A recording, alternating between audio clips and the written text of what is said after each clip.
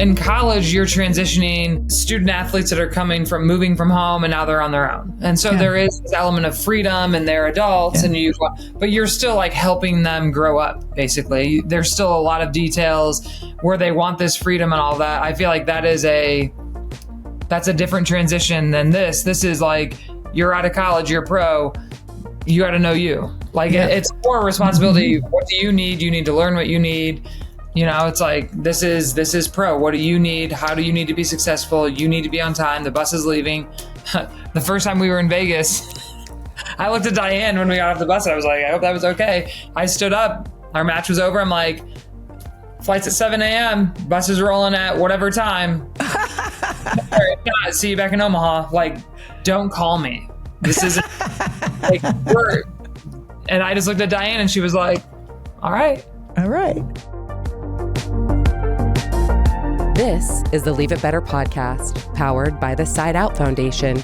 Here's your host, Hall of Fame coach, Janice Kruger. Today, our guest is Laura Bird Kuhn. Most everybody calls her Bird. She is the head coach of the Professional Volleyball Federation, the Supernovas, won the very first championship of the league that year. And in both years, she's won the regular season championship there, and was named in that first year Coach of the Year for the PVF. Little background on her coaching. Started out, I believe, at Appalachian State for a year, then moved on to Miami University of Miami, and you worked there with one of my former setters, Nicole Lentane Welch. And was Felix Ho there? Yes. Yeah. Oh, God, you have had... I coached with Felix and played against him. Yes. Oh, yeah. Oh, we might need a story or two. I have so many questions for you. I might turn to you about Nicole and Hootie. Golly. So you got your experience there in Miami. Then you left and you went to Kansas University and had amazing success there, was voted AVCA National Assistant Coach of the Year. The success of the program during the years that you were there was exceptional. You worked with Ray Bouchard. I think I said his name correctly. They won their first Big 12 title, first ever, while you were there. And they got to the Final Four in 2015. And what a great, fun experience that had to be. Oh, Kansas will forever be home to me. Like that. Kansas has my heart. I'm like a Jayhawk for life. I got my MBA there, so I actually I'm still fighting to get a K ring just because I want to be a part of that. But I always will be. I love that place. I'm so thankful and grateful for my relationship with Coach B. Yeah. Such an awesome human, but a great coach and just a great person. So that's like home. I mean, I could very well end up in Lawrence and I would be happy with it. Some of my best friends, like when you grow up in life, you become like your adult self. That's what happened in Lawrence. And some of my closest friends are still there. Yeah. Yeah. It's nice to have such a partner in the program as Ray. Yeah. Because I know he's a pretty solid individual. Then, but after that, with all that success, you went to Texas A&M, and I think you took them to the Sweet 16 in 2019. You took over from John and Lori Corbelli, and then John. We're gonna like this whole thing. It's like you're so connected to awesome. So many things. Isn't that great?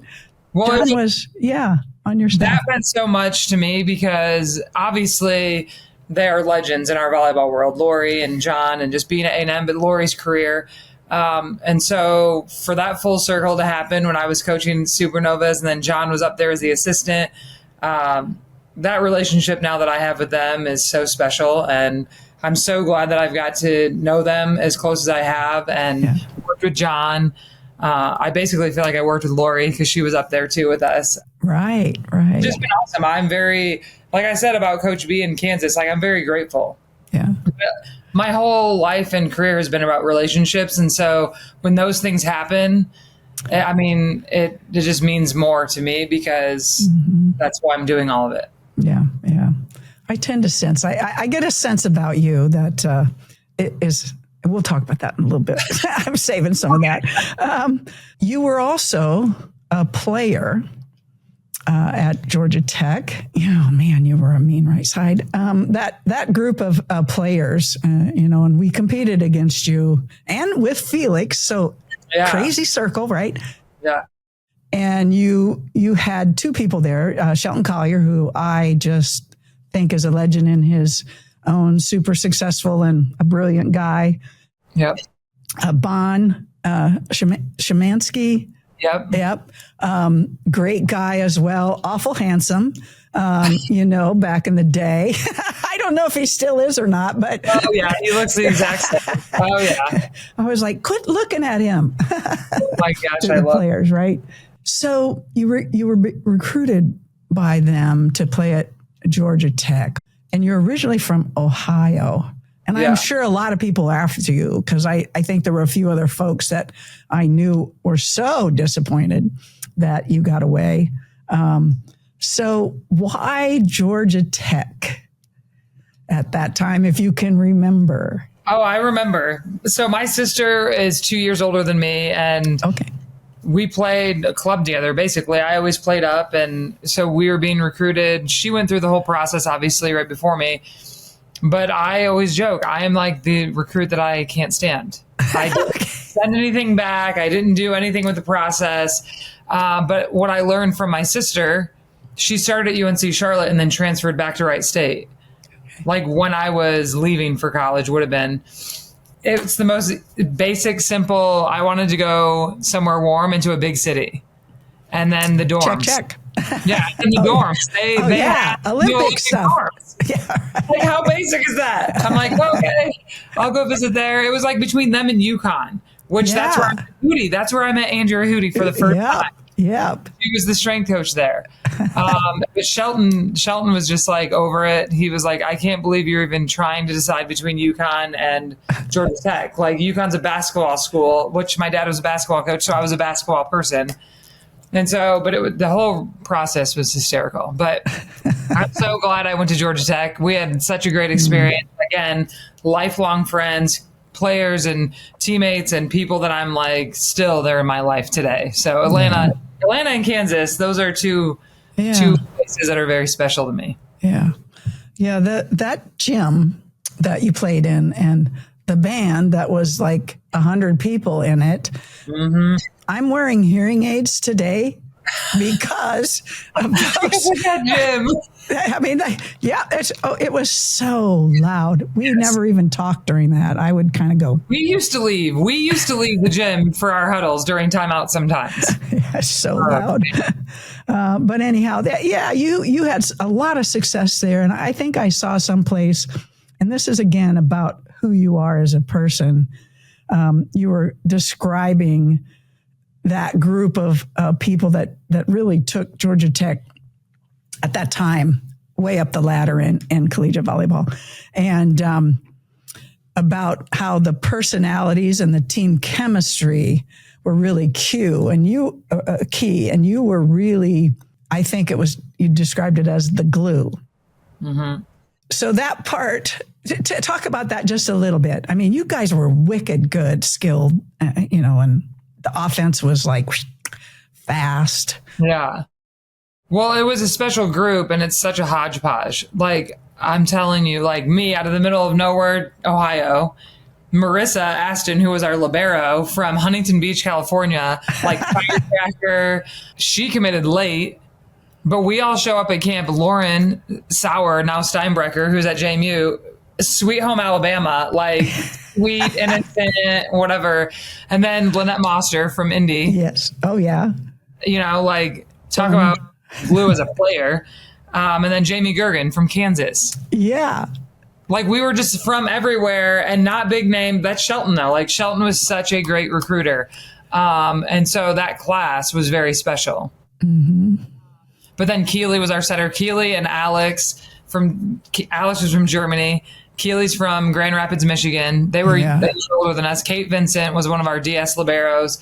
And then Hess, who ended up getting injured, but she's still a huge part. I have a group message. Oh my God, Janice, you're going to love this. I have a group message of those players, my teammates.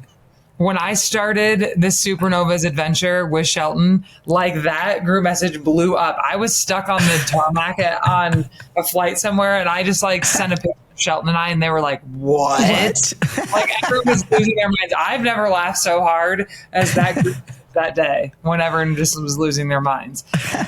It's a special group. We're all, I mean, like that. Like we can get in a group message and just go, blah, blah, blah, blah. So. I know. Alumni together. Oh, yeah. Especially in sports teams, probably in all things, but wicked funny. You go through a lot. Yeah, you go through a lot in sports, so it never ends. Yeah. You know, your beginnings at you and, I don't want to go too deep into any of this, but you and Shelton built the team, found the players you talked about, just like that's some skill that he really has. And that was something, I think it's more about how they all fit together, you know, so it's not only just all the best players, but the right players for a system. Yeah. You ended up being the interim. Shelton stepped down into a different role there for a bit, taking over at that time. How challenging was that for you? How maybe scary and maybe not? I mean, you're a pretty confident person. So I'm a free bird. So most things, I don't act like they stress me out. I just kind of roll with it. But there are definitely some serious discussions that happen along the way. Yeah. I think I've heard you say that one other time too. Yeah, sure. Well, I can start with, when Shelton first called me, I was like, I don't know. I'm good. Like, I don't know if I'm going to coach. I love this pro volleyball thing and I'm excited for it, but I just don't know if I'm ready to jump in, whatever. You know, we had some service conversations. Well, I happened to be going overseas. I had this trip planned and I was going to be with the libero, Marissa, one of my So I'm talking to her, we're on a train and I'm like, Shelton's about to call me and he wants me to do this with him. And she was like, she's so the same. You need to set boundaries. You need to let him know, like, this is happening, blah, blah, blah. So I have this whole conversation with Shelton on this train over in Europe. And Marissa's like sitting there. It was hilarious. But I would say from that phone call on, my relationship with Shelton like blossomed because that was the big joke. We weren't super close. I was never his favorite. Lauren was his favorite, like all these things. But it was like that. It was the Midwest area. And this is how his brain is so good. But I was like, look, I don't know what you want or expect. Like, if you want me to help you build this roster, all these things, he did that. He built the roster. He's like, no, I just want you to do this with me. I feel like this is your region. This is like where you're from. So whatever. And I'm like, all right. So we were like an understanding right then from the gate. Like he was doing the roster. I would help him where I could. He could ask me questions, whatever. But we got so close. It was so cool to go through that with him. Like to be the first and to build a organization basically and work together. But I mean, obviously we all know from coaching dynamics and player dynamics and the pro level is brand new to all of us and all those things. So it was cool. I'll forever be grateful and thankful to him. Yeah. Experience basically getting me to do it. And then all the conversations in between, everything that happened, and all the dynamics and just honestly, the car rides we had together. I was thinking he's really fun to talk to. So. I mean, we had some talk, like just life talks and just fun, I had never had that relationship with him. So it was very cool, very special. He's the reason why I'm with the Supernovas and doing what I'm doing. Yeah. You were, I don't know if I can find this. You were working in some bank. What were you working in when you first came out of school the Delta Credit Union. The Delta Credit Union. Oh, my God. Never going to leave Atlanta. Nope. I was never leaving Atlanta. I love Atlanta.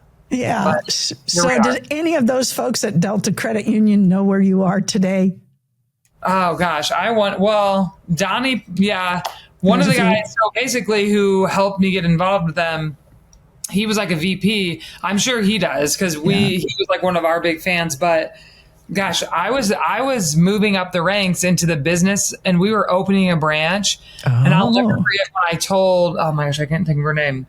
I told the one woman that I was opening the branch with her, I think I'm going to try this coaching thing. And she was like mad. Like she was like kind of disappointed. Like we were going to do this thing together and open this branch. What's funny is I still bank with them. So I'll like pop in to different branches in Atlanta, and I'll be like, I worked here out of college, and they're all like young and like, okay, cool, like, ooh. So business, yeah, you were heading business, yeah, business. The management program at Georgia Tech, all of us athletes, that's what we graduated with. But I will say, I got my MBA, like I mentioned, at Kansas. Yeah. And that was like in my transition. I had started it, and then when I took the job at A&M, I had to finish it. I had 2 semesters left. That was a big life choice. Like, am I going to finish this? And then I did. So I'm glad I did. I'm so glad I did. Yeah. So being in Nebraska, it used to be football and volleyball, and now it's volleyball and football. Well, there might be even now, but yeah, Nebraskans love volleyball. And actually, they work pretty hard to be good at coaching there, and they've got a lot of wonderful people to help. So you show up in Nebraska, and then in your recruiting strategy, there's a lot of players from that area and the love for the game, and you guys are knocking out the fans in the first season, over 12,000, and then even in this last season, close to 11,000 average attendance. What did it feel like when you first got there? What did you notice most? And then you had Diane. She's awesome. Yes. Yeah, we'll talk about her too. She's quite the person. Talk about a glue piece. I mean, her having the knowledge, experience, everything volleyball, and then to be a part of this organization where it's like you basically have to mesh 2 brand new things, like pro volleyball and the business side of it. And she has been, talk about a relationship that I've gotten to know her like overnight because we went through all that, but she's awesome. She's very special. But I'll tell you, Nebraska, Omaha, that area is so special. That community of people, none of us knew. We talk about this all the time. The very first match, we played Atlanta. None of us knew what to expect. They were hoping for like this big crowd and all that. That like blew all of our minds. Like I remember talking to the Atlanta Vibe players and the coaches after the match and being like, okay, that was epic. Like we lost in 5. Oh, you did? Yes. It was Wednesday night, but the whole crowd stayed. Yeah. The whole crowd was there till the last point. That's what was crazy. It was like a 5-set thriller, and it was the very first pro volleyball match ever in Nebraska. And it was like 10,000 plus. Like I think they set the record that day, the very first match. Mm-hmm. And it's been like that since that day. I mean, it's crazy. It's so special. I love being able to say I'm a part of that and a piece of that. But for our players, every player that's played for us, any player that's played against us, everyone knows that it's a special place when they come and play. Yeah. CHI, it's so cool. It's so cool. Yeah. I coached at Nebraska Omaha. Well, it's now called Omaha University for 9 years back in the day. But Nebraska just loves their sports, that's for sure. It's so genuine. It's very genuine. Yeah. Our fan base. So in the second year, so you've been in this role and the Federation has been in existence for 2 years. Of the young players, those that were just like first year or maybe even second year, how did you see them, getting a chance to play pro volleyball in the U.S., one? And then you have your pro players who've been playing for a while overseas. But these first and second year folks, what did you see with them, the changes with them as they were learning to be a pro? I mean, that's not something you come in knowing, is it? Or do you? No, yeah. I think the coolest part of that first season was the spectrum of players that had been overseas, been playing for 20 years almost, like 15 to 20 years, them and the relationships they built with our rookies. Okay. Because we had 5 rookies and then we had anywhere from 37 to 22. That was our age gap. So the relationships and seeing that evolution through our season, like you learn from each other. And obviously American pro volleyball is very different than European and all the other countries that you could possibly play in. So this was new and we were building it. And I just kept saying, we're in it together. That first season, we're in it together. Like, it's not going to be perfect. It's not going to be smooth, but just like, we have to have open lines of communication. We have to be talking. So I think there was very positive things and things that are different. And then there are just things that, well, this doesn't feel like pro. Well, it's the first year of pro. So we have to create it. You know, we're in it together. We also have to create it. This year was more of we're creating it Mm-hmm. because we had a lot of pieces. We only had 2 returners, Brooke and Nazi. Okay. Yeah. Brooke's a good one. Yeah. Okay. So, but a lot of those players, like Betty retired. I mean, she basically finished her cycle, but retired. Christina got a no-brainer offer, and she was only 4 hours from home, our Bulgarian middle. Yeah. And then Tori went to League One. I mean, that was kind of, which I still have a great relationship with her. I mean, all of us volleyball people do. Yeah. Jess Landsman, our oppo that came out of nowhere and was awesome for us. She had another baby. So Okay. some of this stuff was like a natural evolution that, life just happened. Right. So some of those things that goes that way. So this team this year, we had 2 returners and we were heavy on the rookie side, but I also think this team bought in so much. So did last year's team, obviously. It was just a different dynamic. But the buy-in for this team and how much they loved each other and loved being around each other was so cool. Like, that was such a fun experience this year. Yeah. But it's interesting because they don't know what it is to be a pro. And so college was their best experience. And then we had like a handful of older players like Kelsey Payne from Kansas, Camila, a libero from A&M that had played overseas, Nati, obviously, Brooke had been.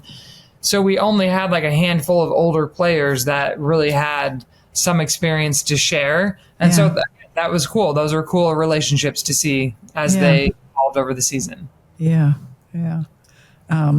Second year only, it's sort of like being with Title IX, and when that all got started, you were at the beginning and things are a little rough. Was there a change at all in terms of, I know there was a limit of international players.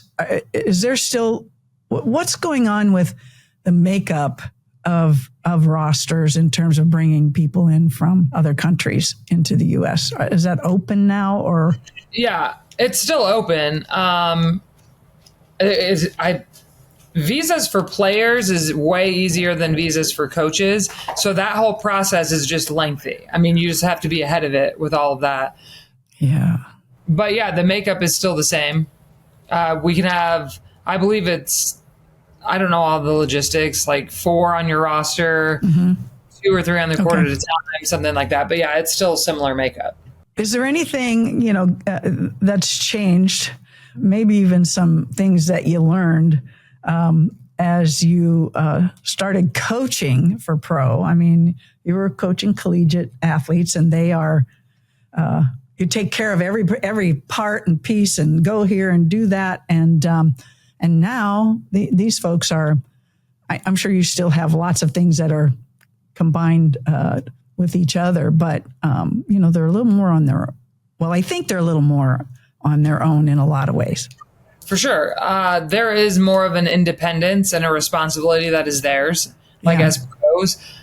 Yeah, I think it's in college, you're transitioning student athletes that are moving from home, and now they're on their own. And so there is this element of freedom, and they're adults, but you're still like helping them grow up, basically. There's still a lot of details where they want this freedom and all that. I feel like that's a different transition than this. This is like, you're out of college, you're pro, you got to know you. It's more responsibility. What do you need? You need to learn what you need.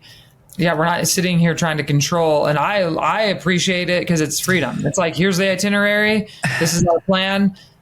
Like, nothing is mandatory, but it's offered. So it's more of a choice. Like, even, yes, on the road, there's team meals, things like that. There aren't curfews. I'm not going to sit there and breathe down their neck about things. But I feel like that freedom also then gives them the buy-in. Yeah. Because it's up to them to make the right decisions. You know, it's like, this is pro. What do you need? How do you need to be successful? You need to be on time. The bus is leaving. The first time we were in Vegas, I looked at Diane when we got off the bus. I was like, I hope that was okay. I stood up. Our match was over. I'm like, flight's at 7 a.m. Bus is rolling at whatever time. If not, see you back in Omaha. Like, don't call me. This isn't like work. And I just looked at Diane and she was like, all right. All right. So, I mean, there is. I mean, it's an element of they're adults. They're responsible to be on time, do what they need to do. And if not, then we'll see you in Omaha. It's a job. It's a job. Yeah. Now, what college athletics might be heading that direction as well. But yes, exactly. I would agree.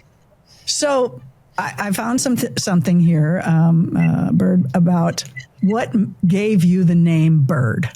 Okay. And skinny bird legs, I guess, started the thing back when you were really young, and grew up in Ohio. And it was Laura Lou, then Lulu Bird, and then just Bird. Yeah. And there's so much about your family that I would like to know, because I sense there's such a grounding and special, important piece of who you are. Oh my gosh. Well, yeah, first of all, you'd be highly entertained by my family. Everyone is, my life in general, people are like, why don't you just live vlog so we know where you're at? But that's never going to happen because I don't like social media. But no, my family is great. And it is. We're all very close. We always have been. My mom's out here in Phoenix, so she's doing great. This is like her spot. I love it out here now too. She's been here for 2 years. She was in Texas when I was at A&M. So basically, her and my dad sold our farm in Ohio and had an RV. So they were traveling and they were in the hill country in Texas. That's where he passed away in 2010. Okay. But I was at Miami. So I was at Miami. I had just started coaching. Okay. And Bond and I had this life talk, and I was like, I'm staying in Miami. I'm just going to move to the Keys. Like, when all that happened, it was sudden. So whatever, I was just like, I'm not going to do this, whatever.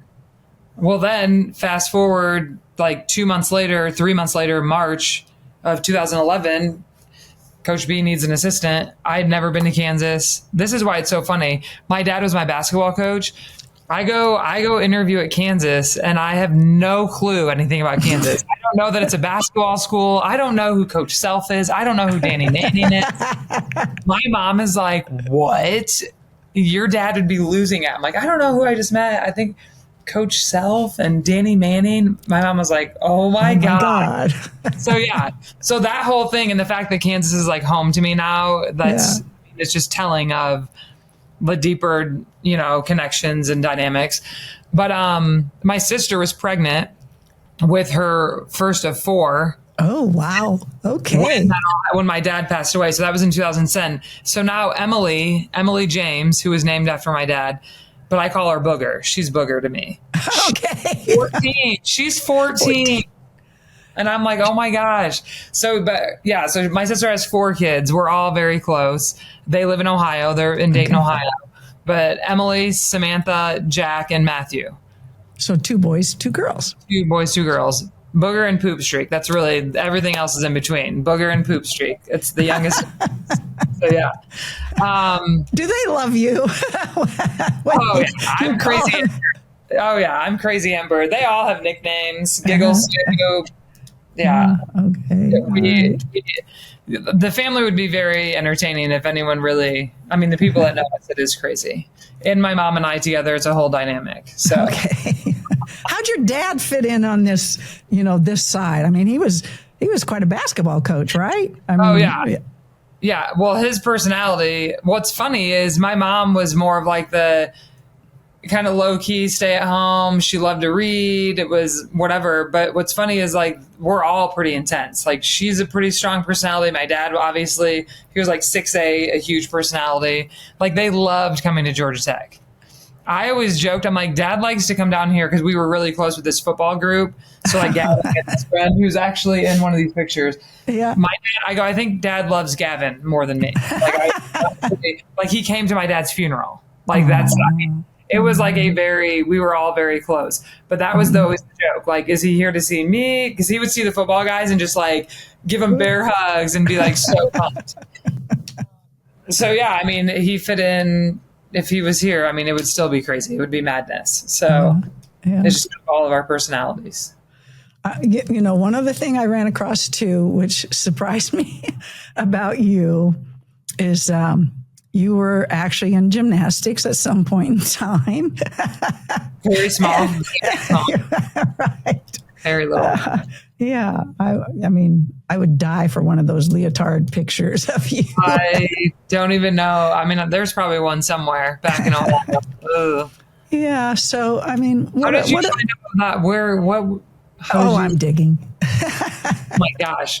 Probably started I never went back. My sister peed in her leotard and we never went back. Something like that probably happened. I don't know. That's too funny. Who knows? So, yeah, I think there was one other thing. When you played basketball for your dad. Yeah. And then you chose volleyball. But yeah, I'm sure that was. My sister and I both did. Oh, my God. Oh, yeah. Oh, yeah. Played AAU basketball. Like, he really thought I was going to play basketball. He thought I was going to be the one. Yeah. How tall are you? 6'1". 6'1", yeah. Mm-hmm. Well, Lauren, our 5th year at Georgia Tech, Lauren played basketball. They needed a 5. So we both started practicing with the basketball team, and I was like devastated. She got to play and I didn't. They needed a 5. They needed a post, and she was 6'4" and just bigger. And I was more of a guard. I was more of like a 3-4. Yeah. So yeah, but they picked her up our 5th year, and she played basketball that 5th year, and I was so jealous. I guess I never noticed. Who knows? Yeah. So let me read it here. Team and chemistry, the intangibles. Being a human and understanding individuals is a key and a very important part. And you do seem to have the ability to see deep.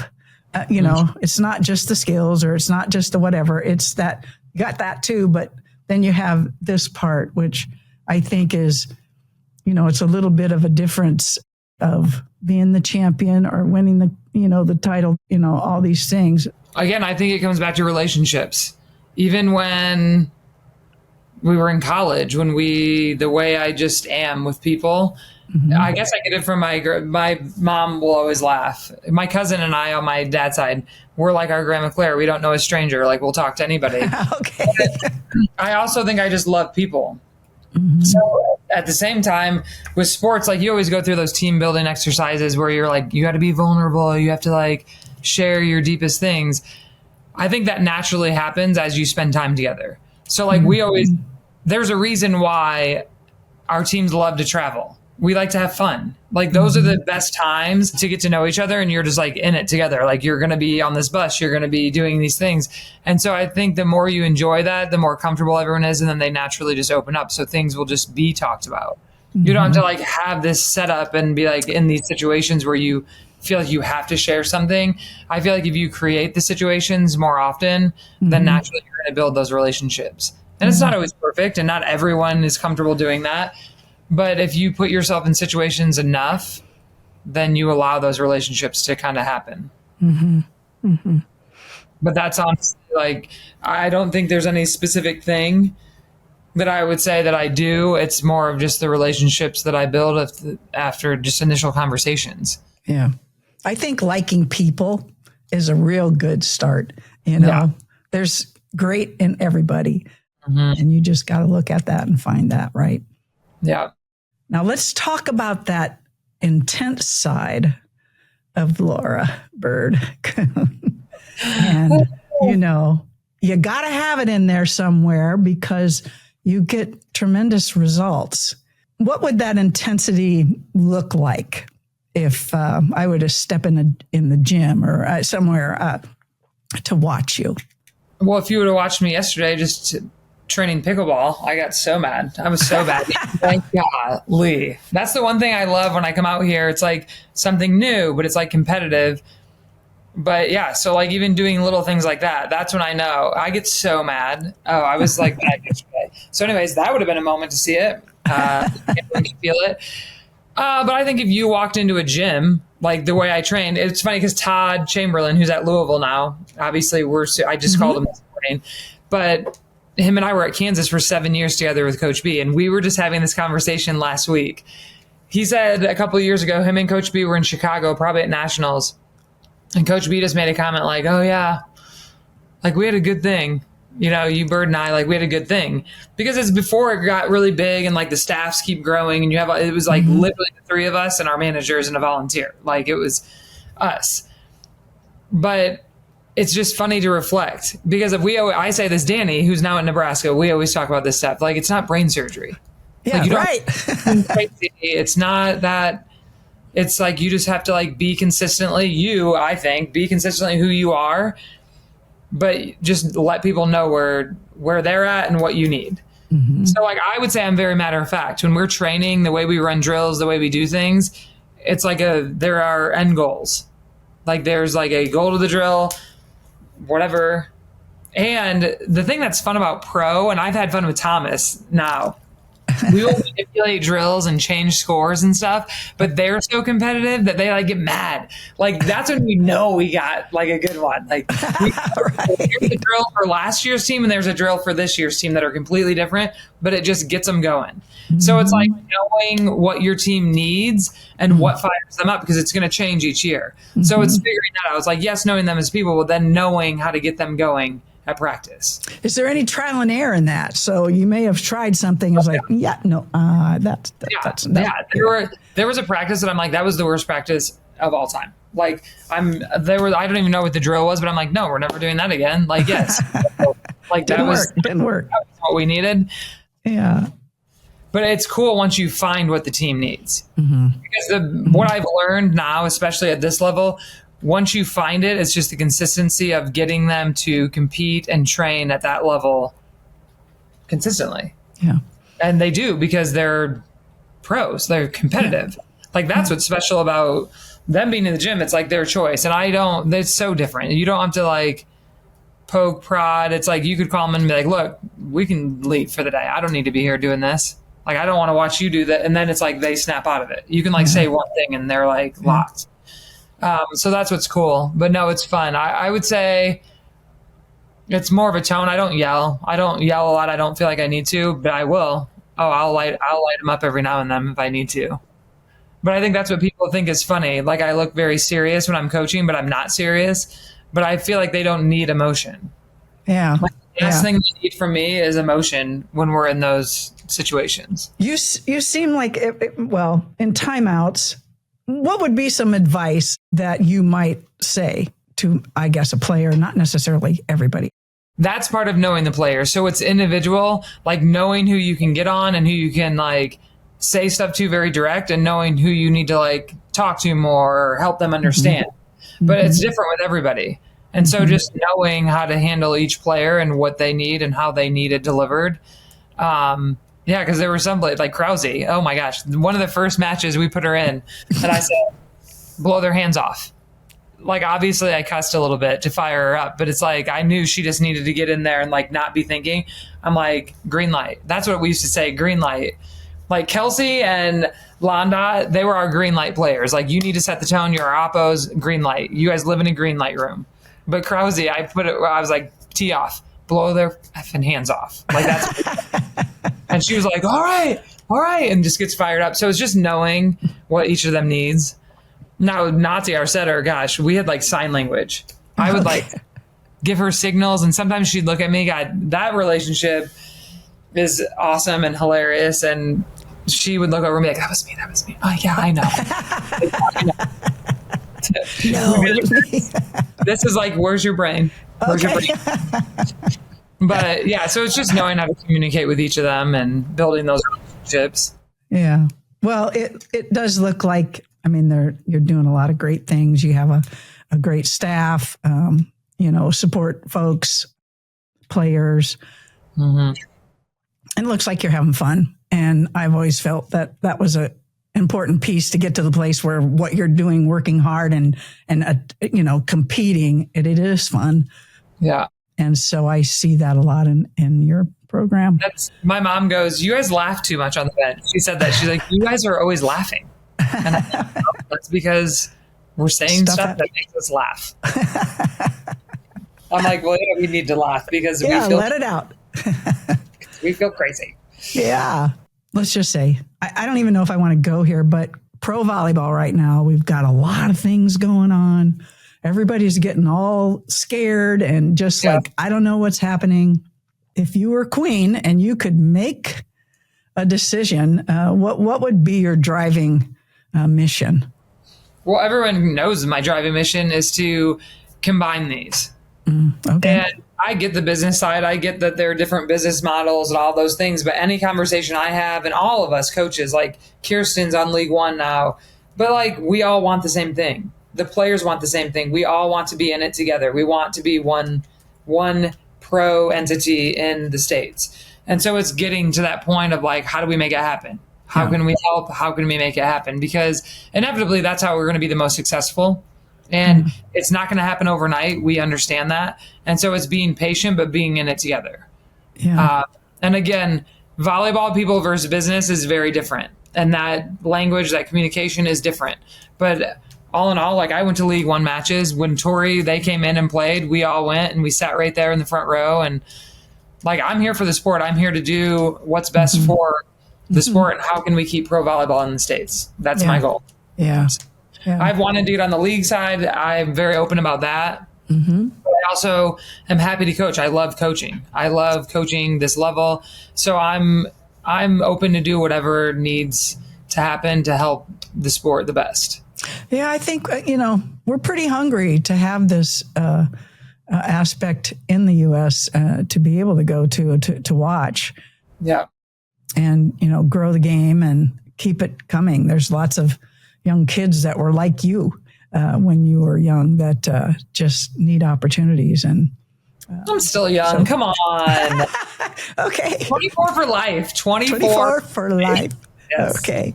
Well, all right. I'm going to shift gears on you just a little bit. Okay. Well, number one, I want to say thank you.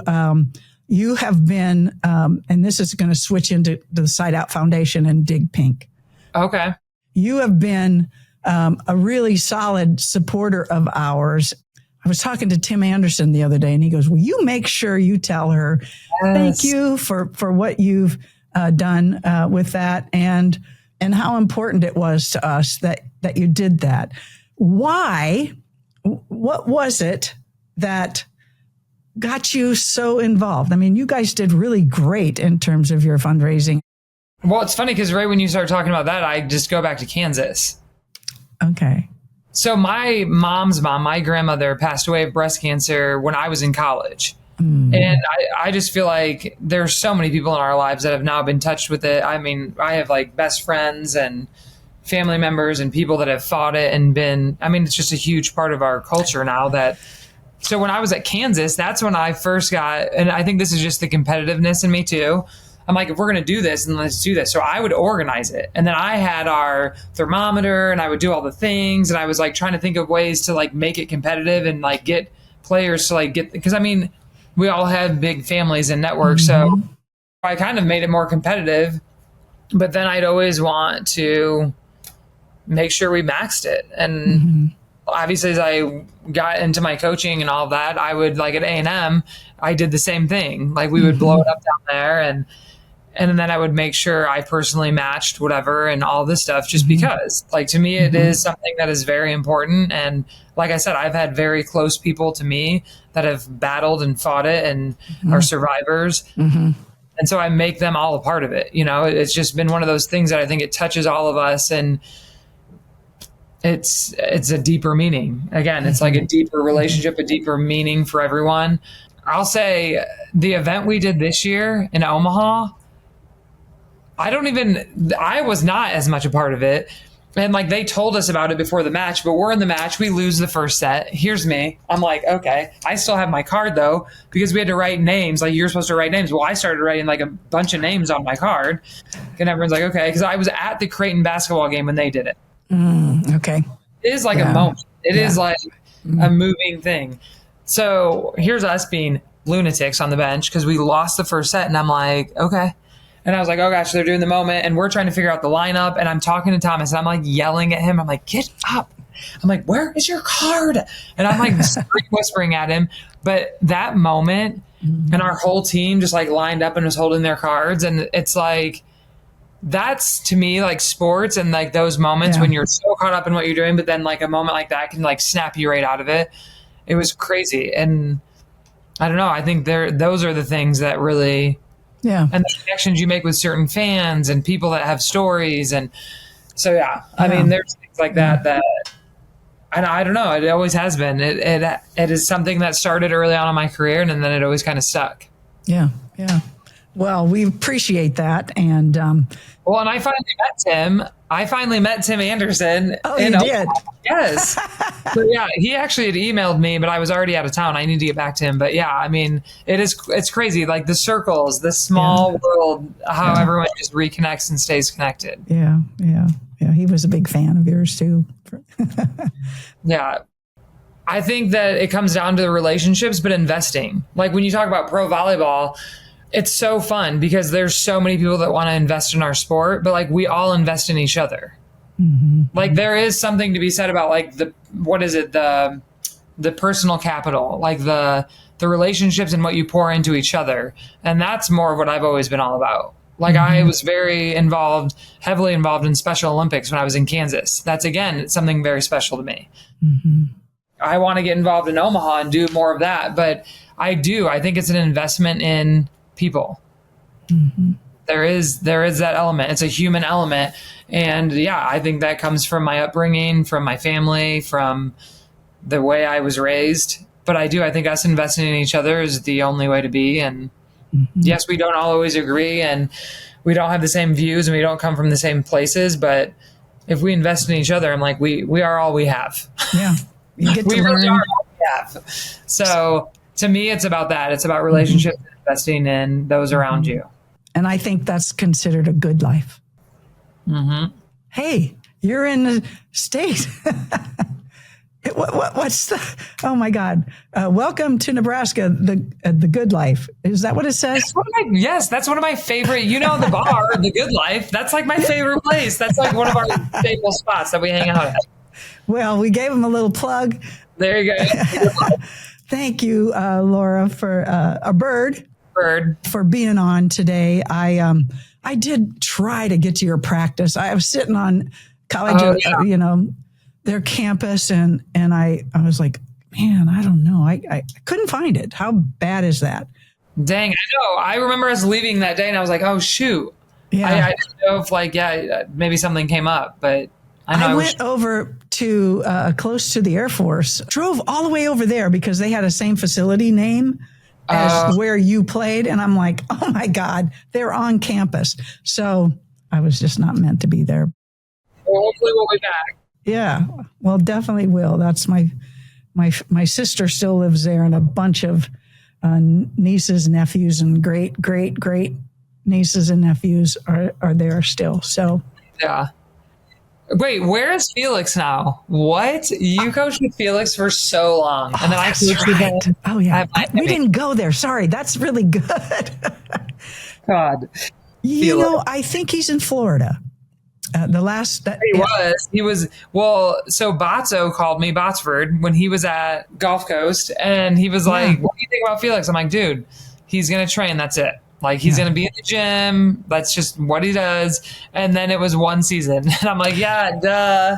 Yeah, I did talk to him a couple times with that, and it's like he needs to be the trainer. He's the trainer. Yep. And you can discuss and get to strategy part there, but he is truly exceptional at that. And actually, I run a club with his ex-wife, Joy Ho. That's been really fun. The 2 Olympians on the Chinese national team, like, talk about intense, talk about competitive, talk about amazing experiences in the world. Felix has a picture of him and Muhammad Ali in the boxing ring, and they're going around in a circle. So crazy. Yeah. Oh. So wait, where's his ex-wife? Here in Maryland. Okay. In Maryland, yeah. He's still up there. Yeah.